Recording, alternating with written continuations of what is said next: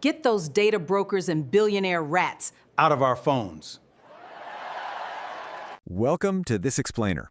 Today, we are tackling something that literally impacts you every single time you pick up your phone.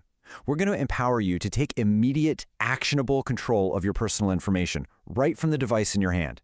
I mean, think about it. Your phone goes everywhere with you, right? It knows who you talk to, where you sleep, what you search for. But what if I told you that you have the power to not just lock down that data, but actually reach out from your phone and force the industry to delete what they already know about you?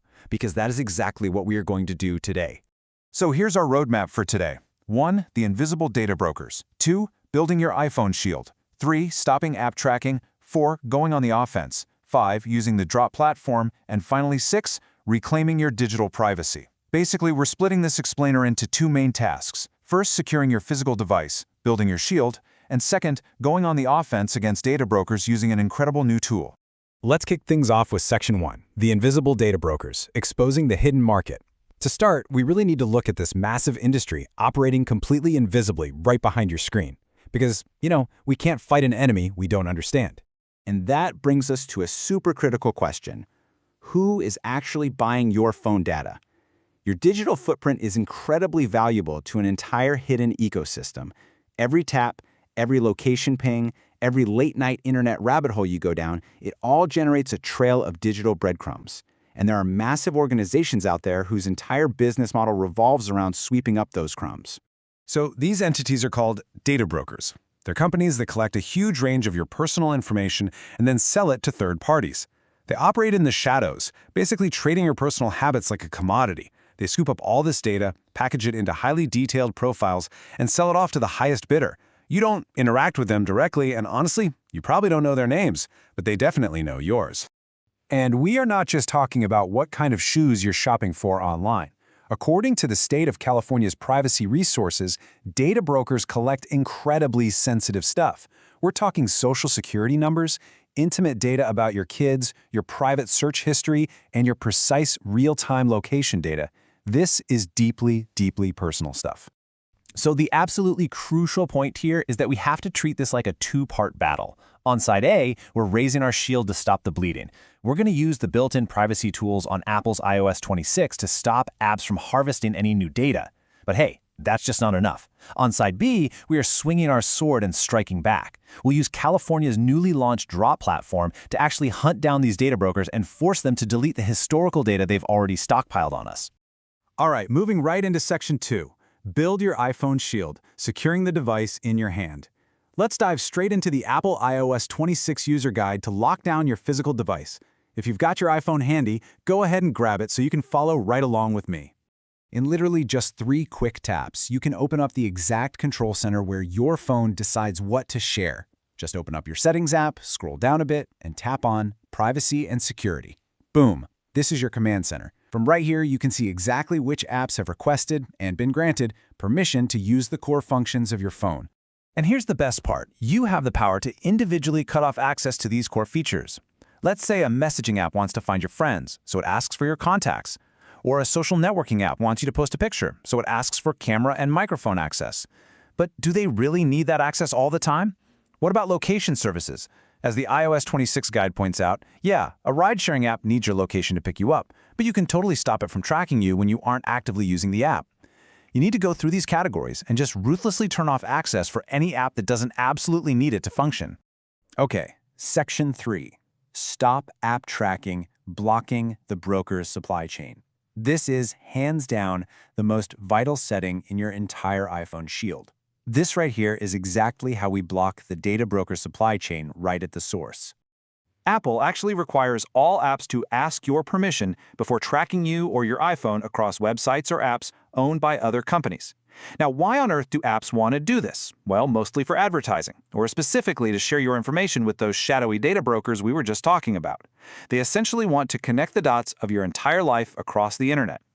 But it is incredibly easy to deny these permissions and completely cut off the data supply. Inside that privacy and security menu, just tap on tracking. You're going to see a list of apps that have asked to track you. You can toggle them off one by one, or even better, you can just flip that master switch at the very top to stop all apps from even requesting permission in the first place. If you turn that off, the answer is automatically no across the board. Shield activated. Now for the fun part.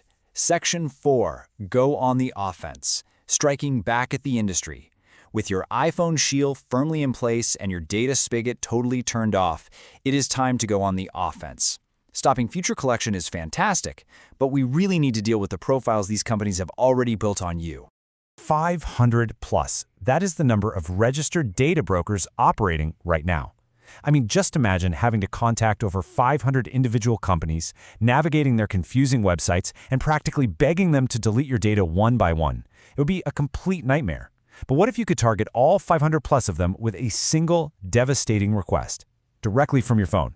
Which brings us perfectly to Section 5. Use the Drop platform, California's ultimate privacy weapon. Let's talk about this brand new, totally free weapon in the privacy fight, the Delete Request and Opt-out platform, or Drop for short.